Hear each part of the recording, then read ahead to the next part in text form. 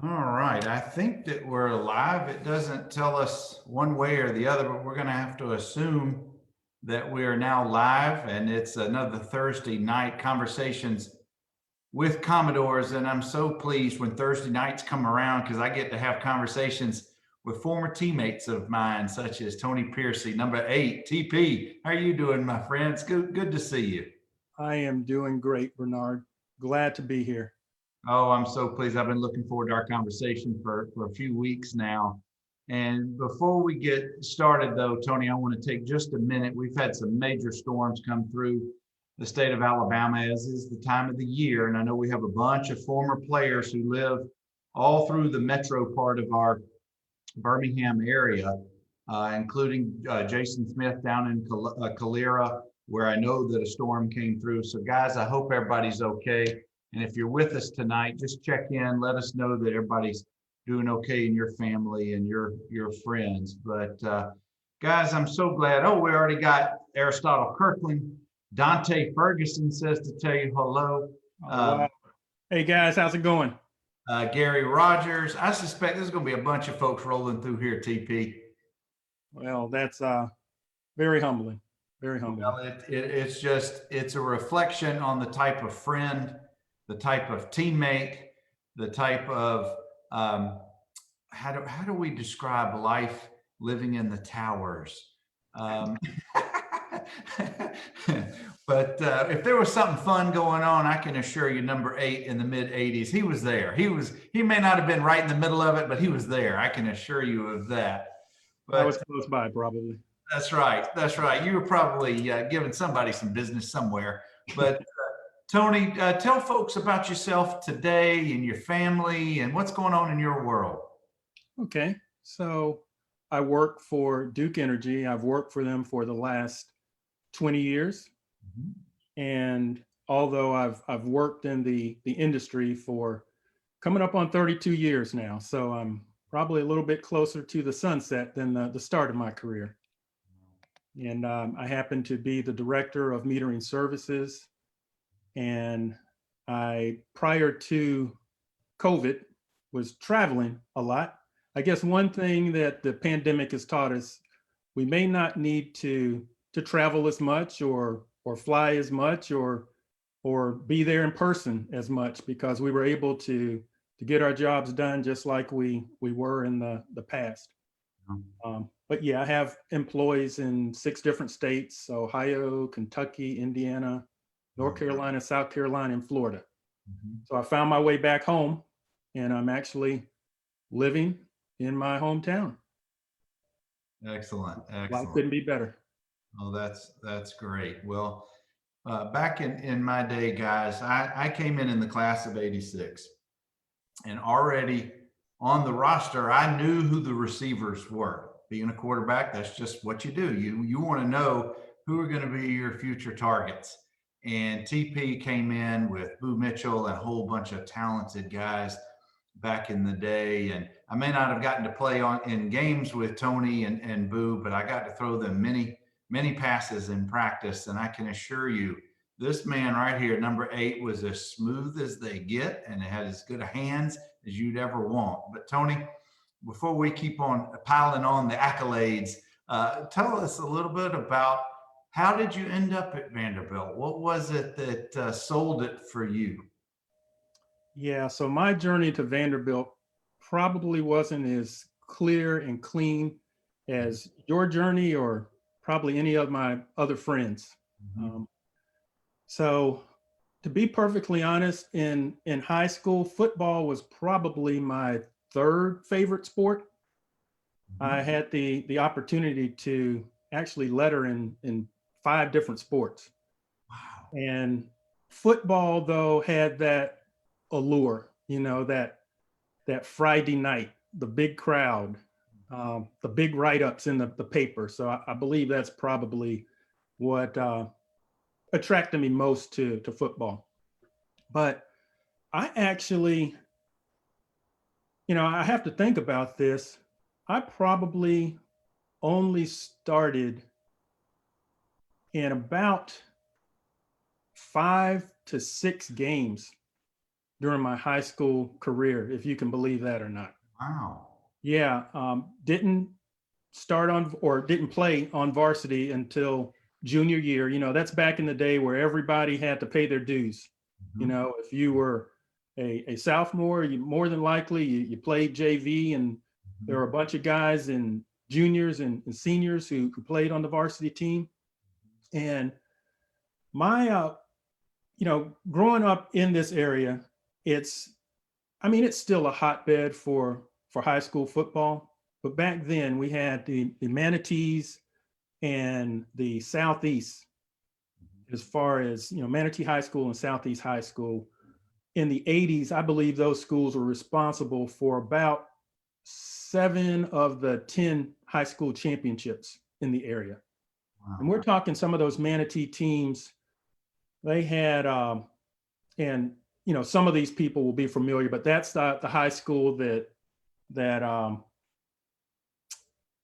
oh gosh, lost his name just that quickly. The quarterback, Tommy Frazier.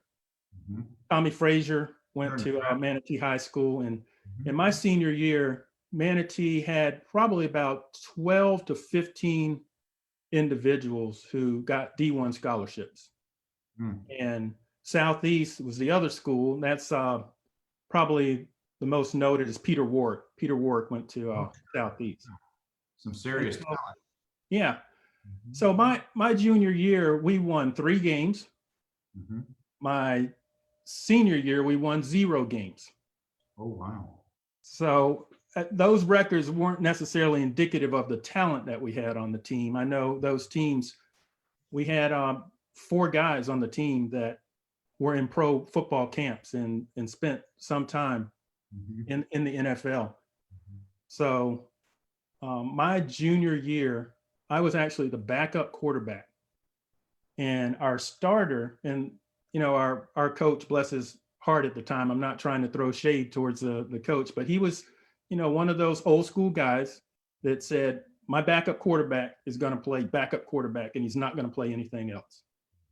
And the senior, he was the backup the year before from the, you Oh, know, and sure. that's just the way it worked. Yeah. You waited your turn. Yeah. And I can remember one of the young assistant coaches trying to go to him and say, you look, TP, he doesn't even want to play quarterback. You know, he wants to play receiver. He wants to play defensive back. He wants to get on the field. Yeah. It doesn't really make sense to have one of your best athletes sitting on the bench. Mhm. But that's the way that it was. And you just kind of did what you were told back then. Oh, sure. Sure. Yeah.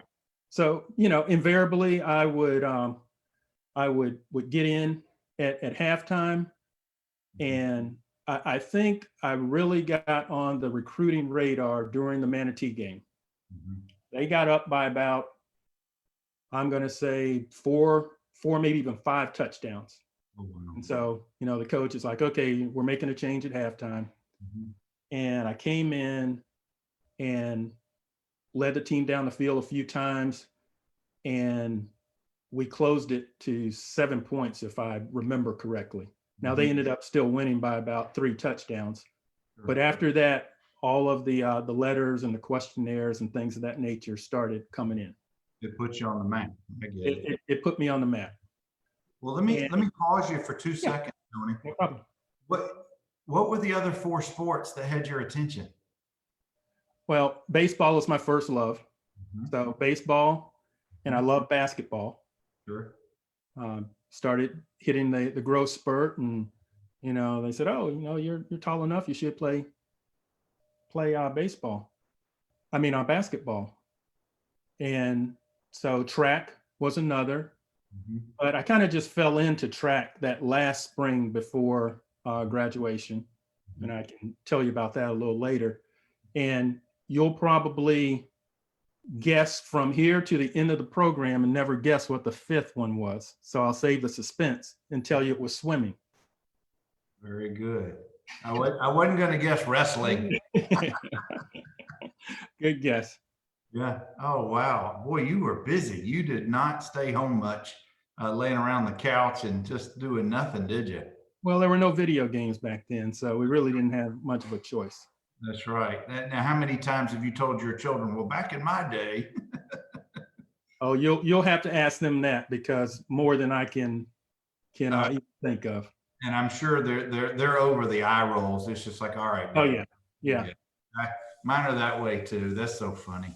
Well, go, I interrupted you, but now you're on the radar of the colleges. Who started showing you some interest? And talk to us a little bit about the recruiting process. So Vanderbilt and Georgia Tech Mhm, were the two main leads there. mhm. And I remember getting correspondence from Miami, Georgia, Temple, believe it or not. And I had to go back and think who the head coach was then, and you never guess who the head coach was. I guess I'm, I'm doing trivia tonight. yeah, I'm drawing a blank. Who was it? Bruce Arians. Wow. How crazy is that? That's awesome. That's Yeah. awesome. I got a good story for you in a minute about Coach Arians, but go ahead. Yeah. So, the junior year passed, was on the radar, really looking forward to senior year. We get to the fall jamboree, and I don't know if you had jamborees in other parts of the country, but we would play one quarter Mhm, against the other surrounding teams. mhm, And at the end of our second quarter, I got up again playing quarterback. I got blindsided and dislocated my shoulder. ooh, And so, yeah, this was the start of the TP injuries. mhm, And the doctors back then said, you're young, you'll heal, you don't really need surgery right now. Sit mhm, out these 2 weeks prior to the start of the season mhm, and sit out the first 4 weeks, and you'll be good to go, mhm, after that fourth week leading into the fifth week. mhm. Naturally, as you can imagine, you're not playing that amount of time. You really haven't played that much because you were the backup quarterback your junior year. No. Began to fall off the radar screen. Mhm, And I played in those 4 games as a receiver and a safety. mhm, And then leading into that ninth week in practice, I was playing safety, and I came up and run support. And, all the laws of physics applied, trying to go one-on-one with our fullback, who probably outweighed me by about 70 pounds at that point. mhm. And my shoulder went out for good. And so that was it Mhm. for football wise. Did that lead to a surgery? That led to a surgery. Mhm, And it also led to the only 2 schools to continue writing me and showing interest were mhm, Georgia Tech and Vanderbilt. mhm, And so Vanderbilt kept writing um, basically every week. Coach Van Valkenburg mhm. was the recruiter back then for our area. And that was And Coach Mack was the head coach at the time. that's correct. Mhm, And notice I say he kept writing, because that's all it was back mhm, in 1983. They was no emails or text messages or things of that nature. And I would run to the mailbox to sometimes 2 letters a week from him, saying we realize that you got injured, and if you can, I guess, nowadays they call it a preferred walk on. I don't know what it was back then. I had no concept of anything. I didn't know what the cost of Vanderbilt was. Uh, I naturally knew about the academic reputation, sure. but I'm a very loyal person. And, I was attracted to the loyalty of them continuing to show interest.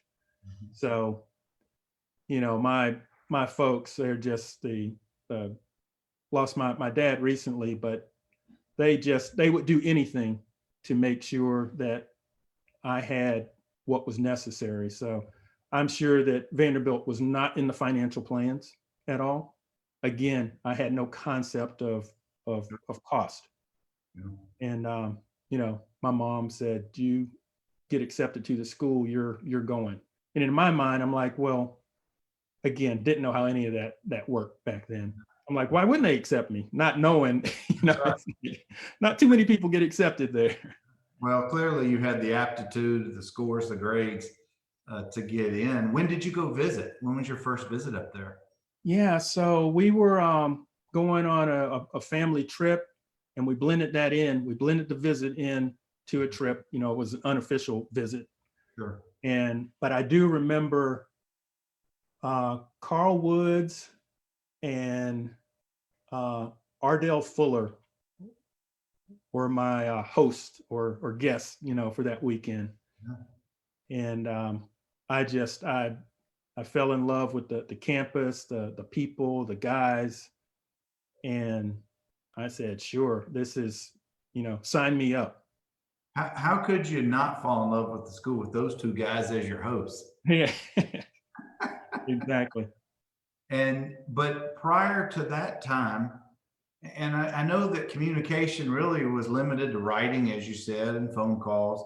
But did you know of any other students, whether they were athletes or just regular students, who were either at Vanderbilt or going to Vanderbilt? Not a one, Not a one. not a one. Um, so it was, you know, just a blessing in disguise that everything worked out the way that it did.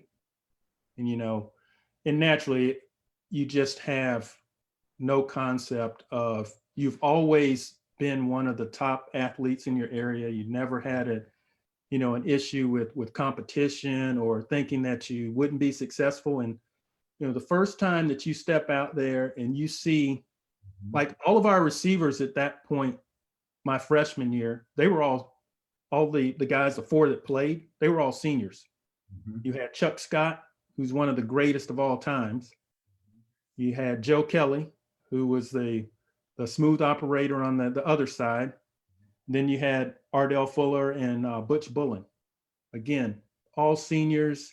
I remember sitting in some of the meetings early, and our receivers coach back then, Donnie Sherman, you know, he would have the film, the tape going, Sure. and say, okay, you see the defense here, they're in cover two and they're rolling to three, and you know, the weak side linebacker's flying over here. Chuck, what do you do? And, you know, Chuck just says, well, you know, I break the route off and I change that post into a curl. And okay, you know, Joe, what do you do? And I'm in the back, like, please don't call on me. Please don't call on me. Because it's not foreign. It's just going at a whole different speed, a whole different pace. Yeah, it's going from walking to sprinting in a hurry. I remember those days being with Coach Christophel, with EJ and Gromo and Tim Rich, all those guys. And you're right. It's hard to hide when there's only 6 people in the room. Yep. And you get called on, and it's just deer in the headlights. But TP, we have some more folks who've rolled in, including one of your teammates, I think from your year, Chris Kraus, says to tell you Yeah. hello. How's it going? Let's see. We've also got OJ Fleming has joined us. So thank you, guys. Of course, I'm talking with Tony Pearcey, TP. Now, Tony, when you came in as a freshman, I want you to give your first impression of meeting Gerald Boo Mitchell. Oh boy. I don't even know where to start. Everybody knows that. Keep in mind, other family members may be watching this later on. Absolutely. So let's keep it. Boo is such a dynamic personality. You know, let's just take away the football ability and everything that we know from a Hall of Fame Vanderbilt career. But the personality is even bigger than the on-field accolades. And, you know, from day one, you were questioning, like, is this guy really a freshman, or is he disguised as a junior as a freshman? Because the confidence was always there. Like I said, when I first got there and I'm sitting in those meetings, that was the first doubt that I ever had of ever being able to do anything athletically. You know, I said, I'm pretty sure I can compete athletically if given the opportunity, but man, it's just so much to learn. I I can't see myself ever being like these guys. And the playbooks back then were so thick. Yes. Yeah, yeah. But Yeah. it's going from the jump from high school to college is such a dramatic one in the SEC when you're a skilled position player and you're having to compete academically at our school. All of that can be a little overwhelming for a freshman, regardless of how great your accolades were or how accomplished you were as an athlete coming out of high school. Talk about your transition a little bit more. When did you find your footing academically? When did you find your footing athletically? Yes. So that happened during the second semester. You know, that first semester, again, you said overwhelming. That's the understatement. Mhm. You know, that first camp, we were going 3-a-days. Mhm. You know, that's if you had 2 practices, and then if you're on special teams, which you volunteered for everything back then, even if you didn't want to do it. Yeah. And so, and that's really before any of the, I won't say, practice rules were initiated or implemented, but um, that was tough. It was tough physically, and that happened a few weeks before school started. And then once school started, you're in your classes, and I can remember the first test in all the classes went fairly well. Nothing below a B. And so I'm like, what's the big deal everybody's making about college? The second test in every class. That's Hello. that's the big deal that everybody's making about college. So Welcome to college. yeah. So it's like they're almost luring you into, Mhm. okay, this, giving you a nice easy toss up the first test, but then that's when you say, okay, I'm going to have to definitely study a lot harder than I did on those first two weeks there. But it happened again. Everything's going full speed. The season starts. You get settled in from a football standpoint, and then you're trying to start getting settled in from a academic standpoint. And then that first year, we're 4-0. We are the toast of the town. We're 17th in the nation. We had just beaten Alabama, I believe, that second week. The fourth week was the first time I got to dress out. And I can remember it was against Kansas. And this is really dating me, but I can remember in that game that the wave was new back then. So that's how that's how old we're getting. The wave was new back in the fall of '84. And people, the younger crowds are like, "What's the wave?" What's the wave? Yeah. And the stadium, again, back then the stadium's full. I mean, it's full to the brim. And they did the wave the entire fourth quarter. The entire fourth quarter was the wave. I bet that was something to see. Oh, it was. I'm getting goosebumps now thinking about it. Yeah. And so I can remember that game. Boo and myself and one of our teammates back then, he only stayed a year, Jesse Cofield. Mhm. I believe we were the only 3 that did not play in that game. Wow. And so the rules aren't like they are now. Now I forget which assistant coach it was. He came and collected our helmets, and he said, that's when we found out we were going to be redshirted. Yeah. Yeah. And he said, we don't want to take any chance of somebody putting you out there on kickoff. So let me have your helmets. And took our helmets. And I mean, we still enjoyed it as much as we could. Sure. Well, But you no, develop. I want to come off the field for a few minutes. Okay.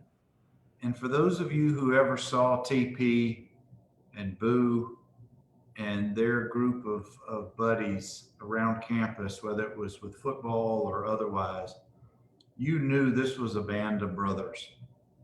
Joe Gentry, Dante Ferguson, Renford Reese, Boo Mitchell, Tony Pearcey. Who am I leaving out? Everett Crawford was in that group too. You knew that there was a special bond with these guys.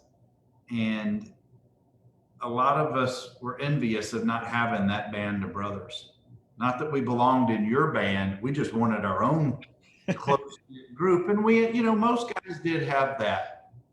But the laughter, the joking, the seriousness of you guys is something that all athletes, heck, all people should experience that. And I want you to talk about why and how that group of guys became so important to you and what they mean to you today. Yeah, that's hard to put a finger on, Bernard. I believe it has a lot to do with us all coming in together at the same time. Mm-hmm. Everybody except Everett being redshirted. And he always says, I wish I would have gotten redshirted so I could have stayed around for that fifth year with everybody. But we became really close during that first training camp because we I don't know if we really knew how difficult it would be to see the field at an early stage. So we were pushing each other to try and get on the field. And there were a few others in there. Again, you had mentioned the academics of the school. And there were a few that were in that initial group that didn't make it out of. But that's why we ended up being so close, because we saw the others that didn't make it. And, I think that really helped to solidify that friendship throughout the years. It was just knowing, coming in together, seeing the guys leave that weren't able to make it academically, and then for us to make it through those 5 years. And geographically, I don't remember where Renford's from. Where's his hometown? McDonough. Okay, so everybody was from the Deep South.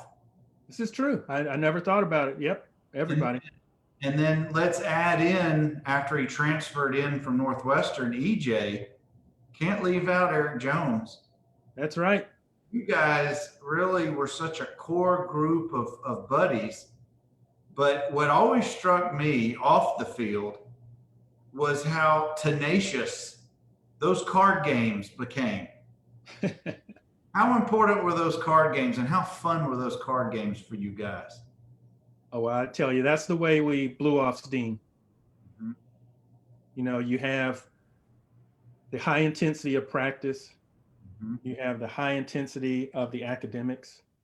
And then you needed some way to blow off steam.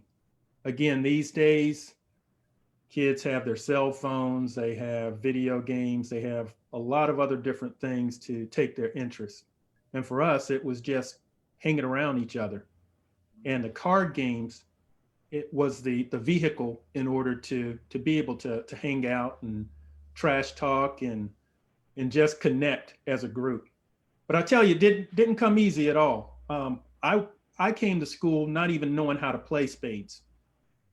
I would see some older family members playing spades at, different family gatherings and just never thought as much to want to get involved, because I saw how tenacious it was just from a family standpoint.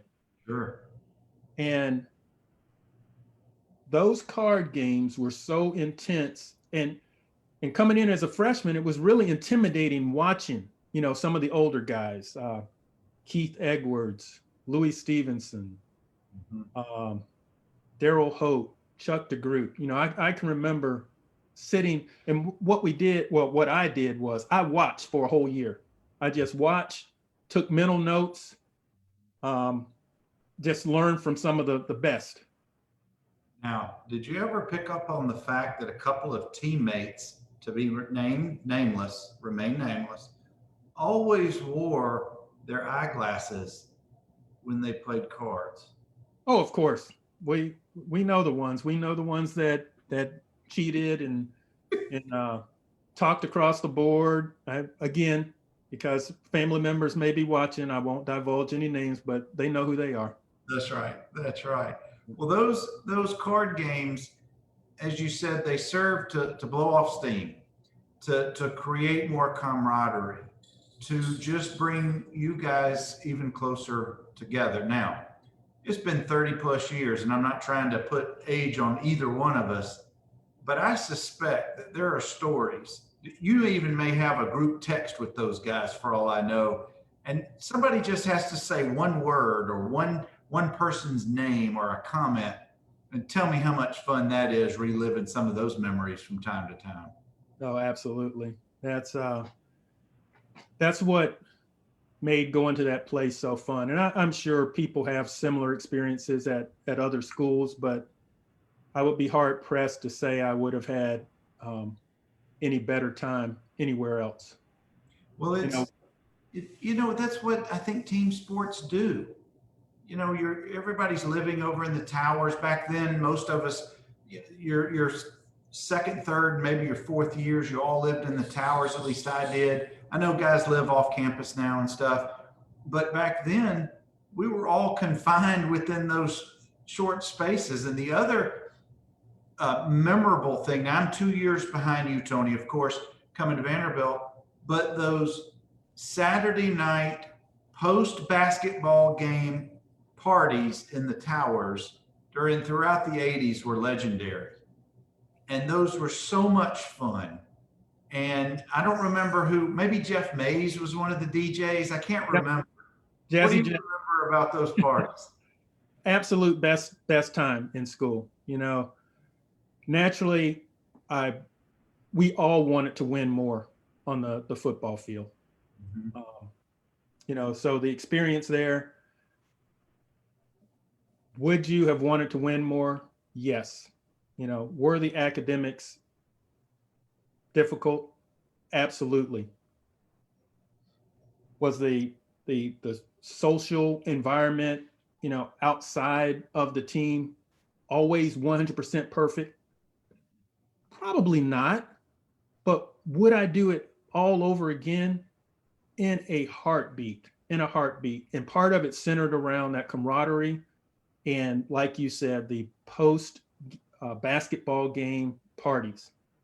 And reason when we say post basketball game parties, naturally during basketball season is during our off season. So again, you have more time, more steam to burn off at that point.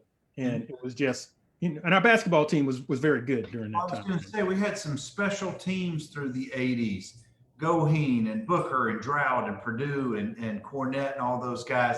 And they won a lot. And then a short walk from Memorial to get back to Carmichael Towers back in the day. May they rest in peace. They're slowly going away. Yeah.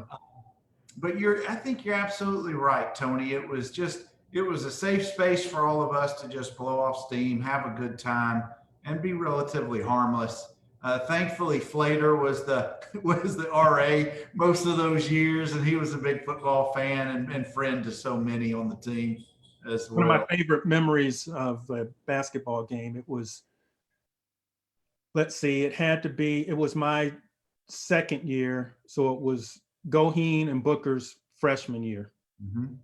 Mm-hmm. And so naturally we got the front row seats there, and we would heckle the other team, on the inbounds plays. We would really razz the other team. And so I remember the Tennessee game freshman year, and I use this as a coaching point in coaching youth sports. And I always said that if we are down by 8 points or less with 41 seconds, there's always a chance. Always a chance. Always a chance. And my boys get tired of, hearing the story. They could probably repeat it verbatim because I've said it so many times.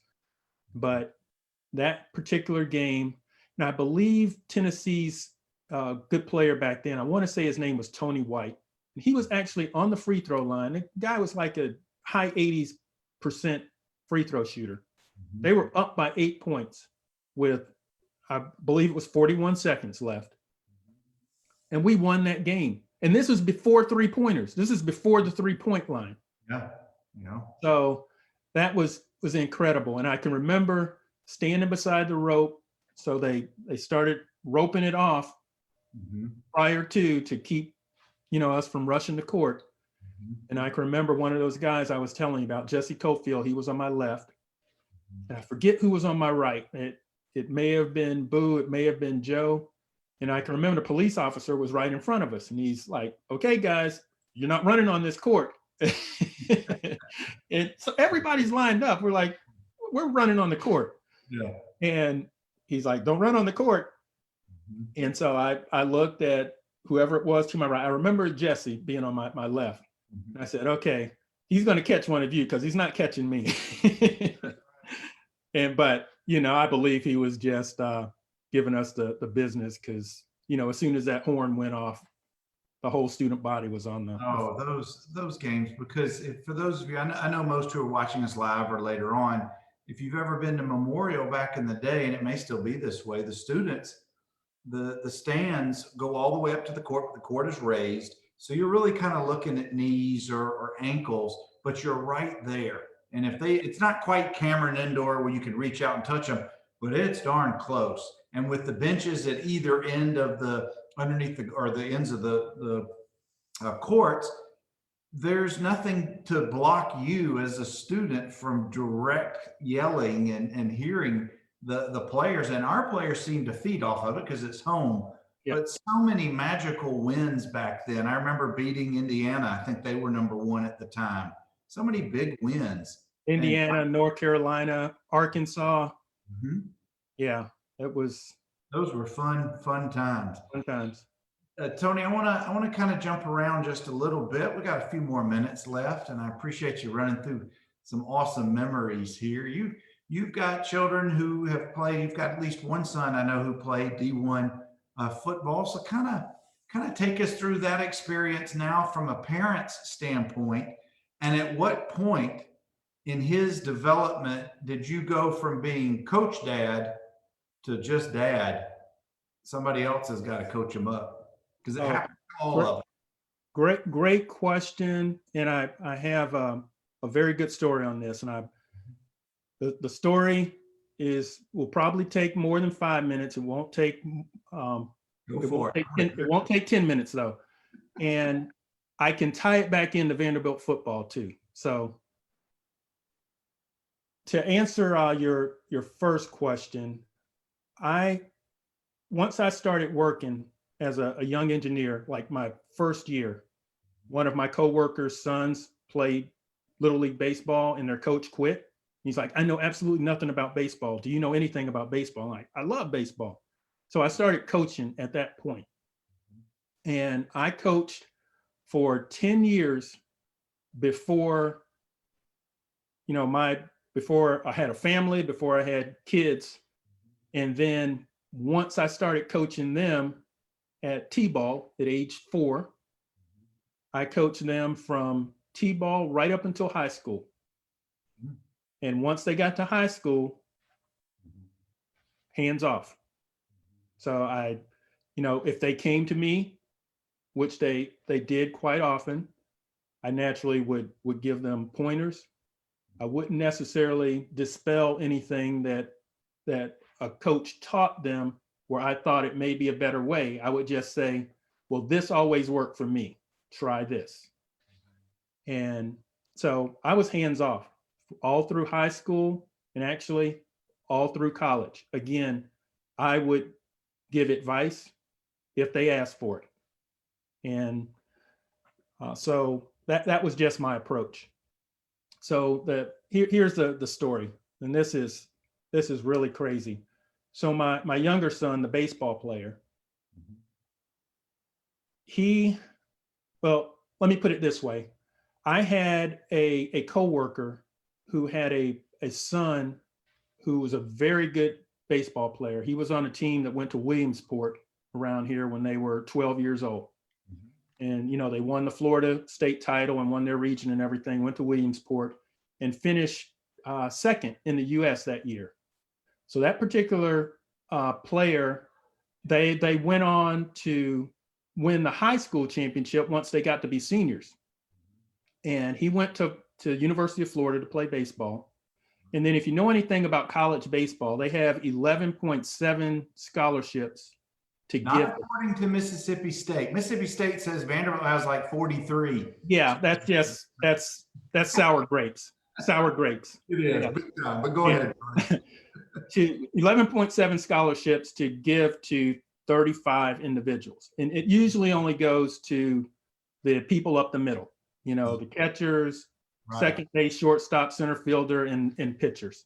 Mm-hmm. And then everything else is kind of piecemealed with small academic scholarships here, and majority of the team is not on scholarship. So anyway, this particular coworker's son, after going to Florida, the second year, they start messing with the scholarship money and everything, and they weren't giving him enough. So in baseball, what they do to keep their draft eligibility alive, they transfer to either junior college or D2. That way they can play that year. They're still eligible to be drafted, and then they can bounce back to another D1 school the next year. So that's what this particular coworker's son did. And then when it came to the bounce back, he said, Tony, I know that you had a great experience at Vanderbilt, and there's this new coach there, and we really like what he's doing. Do you have any contacts whatsoever? And, the only people that I still knew at that time, so this is 2005 or 2006, somewhere around there, was Luke and Miss Jones. And so, that was really it. And I said, Mike, I know a couple of people. I'll see what I can do, knowing that I really didn't know anybody. Right. So those are two good ones to know. Oh, two good ones. But from a baseball standpoint, it's like, baseball, football, I don't, those are the only people I know. So, I may be able to call Luke up and say, hey, Luke, can you get this guy in? Yeah. So what I decided to do was I was going to, and be fully transparent, I was going to go in and look and see if I could find a number or an email address and call it, knowing that I wouldn't get an answer, or send an email knowing I wouldn't get a reply. But then I could at least feel kind of good that I could tell this guy, at least I tried. Mm-hmm. So I send an email to Coach Corbin, and I'm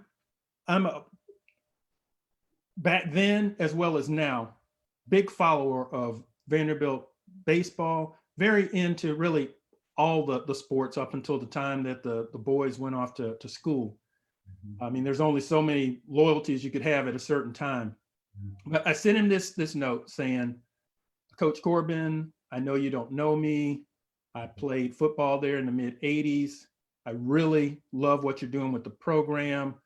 This new kid that you have, David Price, he looks pretty good. Like I'm, telling him something that he doesn't know. And I said, look, I have a friend's son who I can really vouch for from a character standpoint. You can evaluate his baseball abilities. And, it was probably a short paragraph. Again, not expecting, I didn't even know if that email would find its way to him. And I just wanted to be able to go back and tell that coworker I tried. I hit send, and I swear, like 3 minutes later, bing, it's Coach Corbin answering. And, he says, Tony, it's great to hear from alumni such as yourself. yeah, we really like what we're doing here.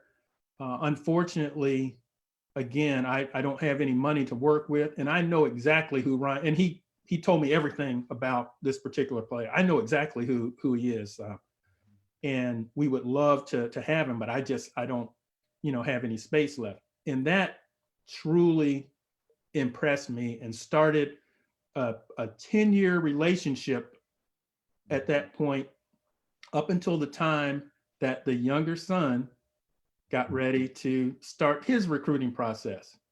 So he had gone to Vanderbilt baseball camps, and lo and behold, leading into that senior year, where the early signing period is November, you want to have it all wrapped up by then. And in talking to Coach Corbin told him, he said, I know that you want an answer now in November. I can't give you an answer until June, after your senior year is over with, because of the draft and everything else that's going on. I just don't know what I have to work with. And if you're, looking at time frames, that just happened to be the year after their first national championship. So now you have people from all over the world literally wanting to play Vanderbilt baseball. So, I mean, he's competing against the best of the best of the best. So understandably, he was bummed out. But this is what Coach Corbin told him. He said, I know you want an answer. I can't give you an answer now, but if you give me 3 schools, I will speak on your behalf to those coaches. And so, Cameron wallowed in self-pity for about a day. And I said, son, you got the coach of the national champions. This would be like, John Calipari saying, hey, I'll talk to anybody about you. It would be like Nick Saban saying, hey, I'll talk to anybody about you.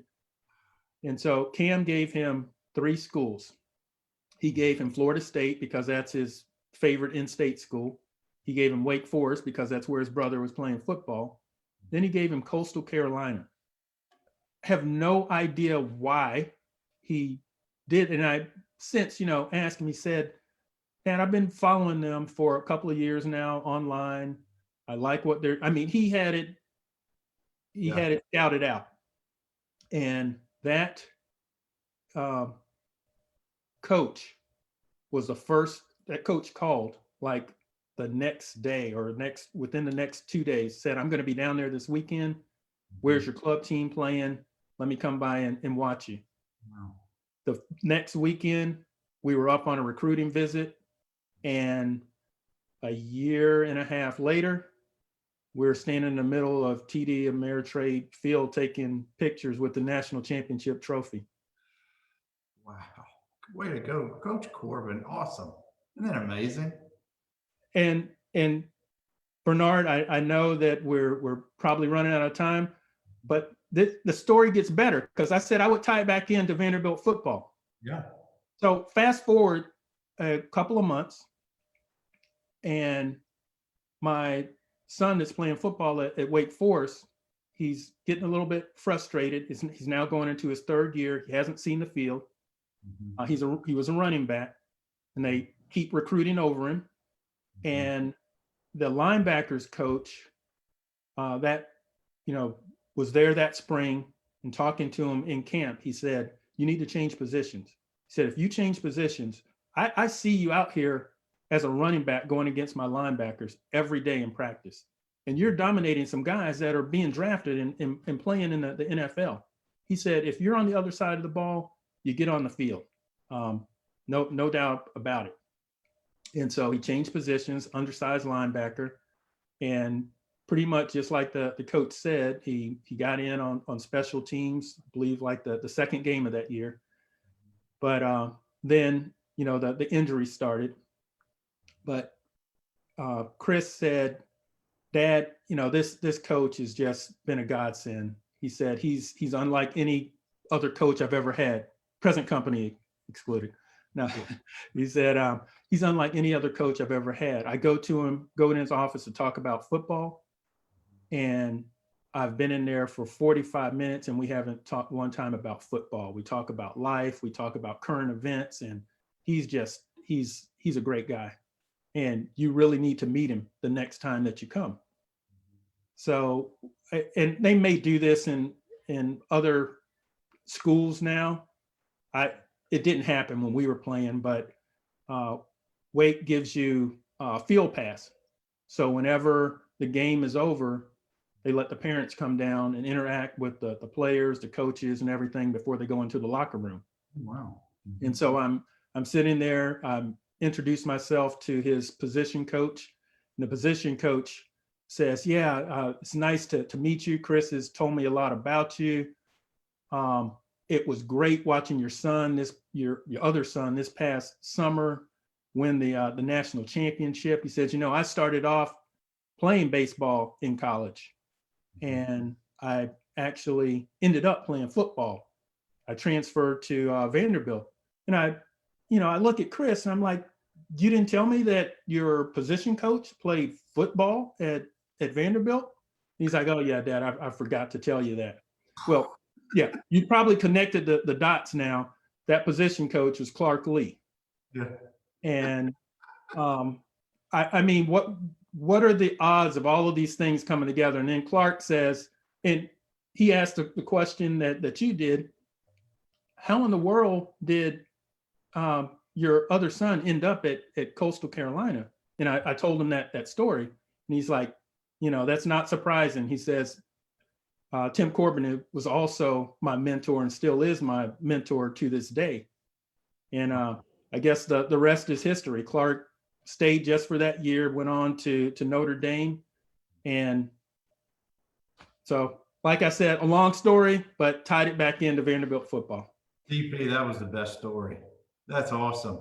And your son's, it shows the impact, the lasting impact that a college coach, any kind of coach, can have on a young athlete. Some can be terrible impressions, others can be life-changing for the better. But that's such a cool story. And now we're seeing, if you're following anything of what Coach Lee is doing since he came in December, you just see Coach Corbin stamped all over the things that he's doing. And we haven't won a game yet, but I tell you, the enthusiasm, the synergy, it's all starting to roll. And He's really laying like the foundation. He's definitely laying the foundation. And that's I jokingly say that I now need to find out what family member knows Jerry Stackhouse, and we'll have all the coaches there covered. That's right. That's exactly right. And TP, we've got just a couple of minutes left. Slaw Dog, Steve Law has joined us. Wow. D. Crop, David Crop has joined us, and Dwayne Jones. Hey guys. So thank you, fellas. Of course, I'm talking with number 8, Tony Pearcey. Tony, I want to talk about for a minute. Give me your best highlight, your last game against Tennessee. It was being able to finally catch a touchdown pass from my main man, Eric Jones.